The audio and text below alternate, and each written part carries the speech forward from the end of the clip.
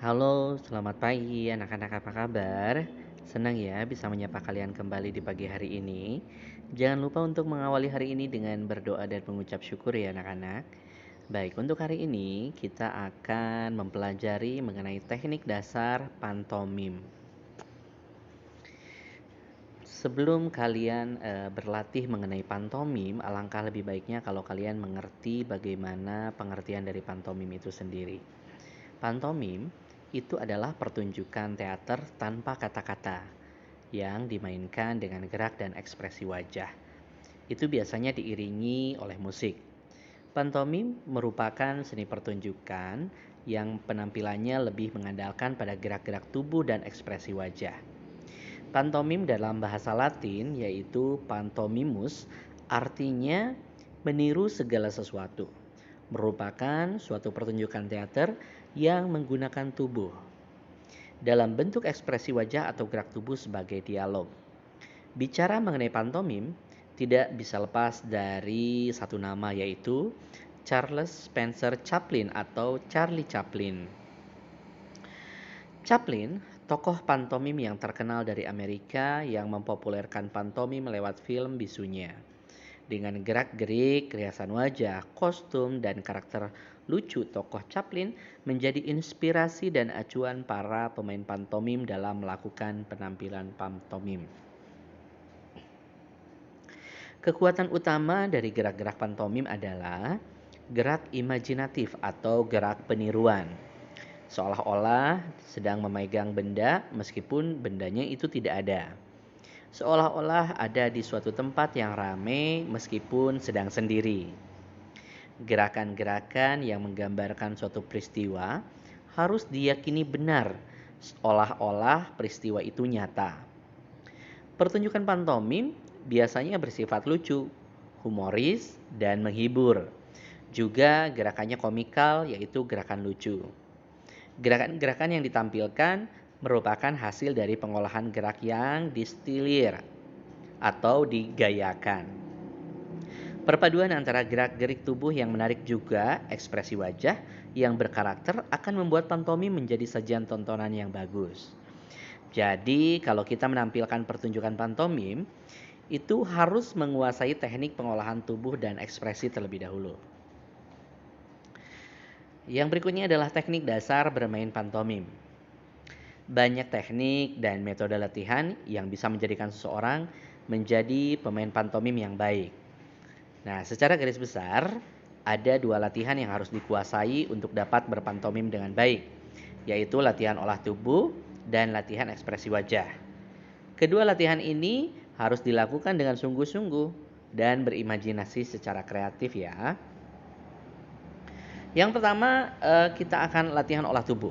Nah, beberapa tahapan yang dilakukan dalam olah tubuh yaitu pelenturan tubuh atau stretching, pemanasan dan pendinginan.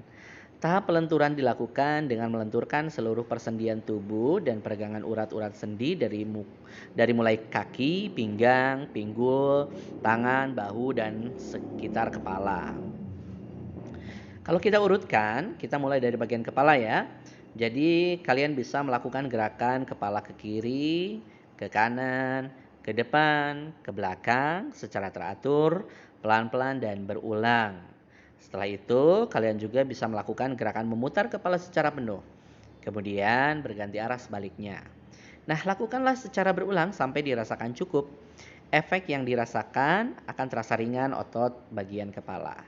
Nah, setelah bagian kepala, kita akan lanjutkan ke bagian tangan ya. Kekuatan tangan pada pantomim ini sangat penting dalam melakukan gerakan-gerakan imajinatif. Latihan pada tangan ditujukan untuk mengolah persendian, kekuatan otot, dan kelenturan otot tangan. Pengolahan gerak tangan lebih variasi karena dapat dilakukan ke segala arah. Tangan dapat dilakukan lurus ke atas, ke samping, ke depan, memutar telapak tangan, kemudian melentikan jari-jari, serta gerakan lainnya ya. Berikutnya, setelah bagian tangan, kita ke bagian badan. Latihan pada bagian badan itu meliputi bagian perut, dada, dan punggung. Pengolahan ketiga bagian ini memiliki peran penting bagi seorang pemain teater karena merupakan bagian yang memberikan efek pada sikap tubuh peran. Nah, latihan yang dilakukan pada bagian badan ini dapat dilakukan dengan menggerakkan dan melenturkan badan ke depan dengan membungkuk, misalkan ya, dan ke belakang dengan menekuk pada bagian perut sehingga tubuh melengkung ke belakang. Nah, kalau tadi kita latihan bagian badan, kita akan lanjutkan ke bagian pinggulnya. Bagian pinggul juga ini penting untuk diolah agar gerakan tubuh lebih lentur dan fleksibel ya anak-anak ya. Nah, pada bagian pinggul ini, gerakan tubuh dapat dilakukan ke samping, ke depan, dan membungkuk. Coba kalian rasakan bagian-bagian torsomo yang menjadi berat atau menjadi ringan. Rasakan pergerakan bagian pinggul dan torsomomu menjadi bisa bergerak bebas. Nah, setelah bagian pinggul, kita masuk ke bagian kaki. Kaki juga memiliki peranan penting anak-anak.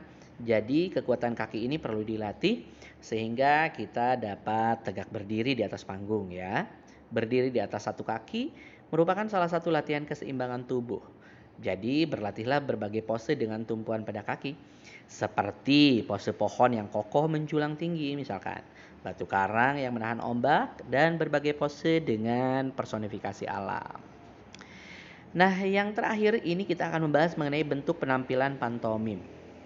Bentuk penampilan pantomim ini dapat dikelompokkan sesuai dengan jumlah pemain yang tampil, yaitu pantomim tunggal, pantomim berpasangan, dan pantomim kelompok. Pantomim tunggal ini pertunjukannya tunggal, bersifat tunggal ya. Jadi dimainkan oleh satu orang pemain. Biasanya tema dan adegan yang ditampilkan itu berupa permasalahan yang dihadapi oleh seorang dalam berbagai kondisi. Sebagai contoh, misalkan seorang yang sedang berada di jalanan bingung mau nyebrang jalan, kemudian hujan dan angin datang. Nah, selain itu, misalnya orang yang sedang kebingungan kehilangan sesuatu. Pada pantomim tunggal dapat mencari tema-tema yang menarik untuk dimainkan sendiri. Nah, kalau tadi pantomim tunggal, berikutnya ada pantomim berpasangan.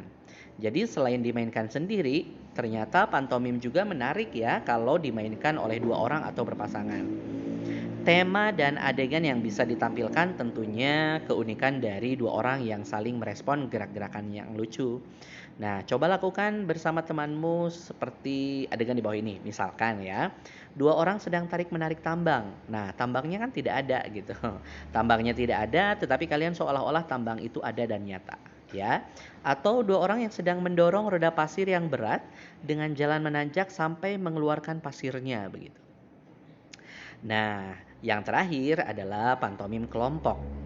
Pantomim juga itu bisa dilakukan oleh dua orang atau secara berkelompok.